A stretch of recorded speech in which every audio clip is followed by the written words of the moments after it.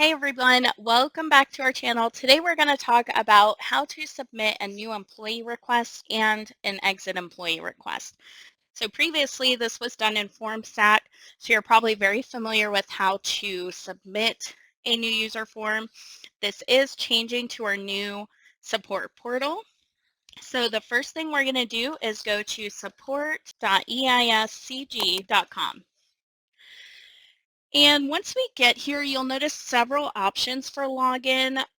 If you have Office 365 for your email, you can just click on the Microsoft option, and this will bring you to the Microsoft sign-in page where you'll enter in your email address, your password, and then any two-factor authentication will be completed through this. So I'm going to go ahead and do that. If you do not have Office 365 for your email, you can choose the email a link option, and you'll just enter in your email address and it'll email you a PIN code that you can use for your login. For the purposes of this demonstration, I will be using my Microsoft login. All right, once we're logged in here, on the left-hand side, you'll see several options, and the one we need to go to is support and then request service.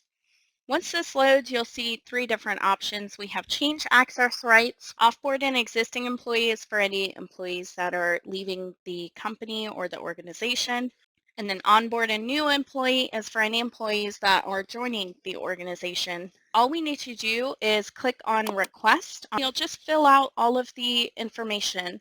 If there's a red asterisk by it, it is required. Once you get to the very end, you will just click on the submit button. If you click on that submit button, it will give you a ticket number and it immediately opens a ticket in our queue where our dispatch will move it right along. If you have any questions about submitting new user forms, or if you need to change any of the information that is on your user form, you can please email ithelpdesk@eiscg.com, and that will create a ticket in my queue and we'll get that updated for you.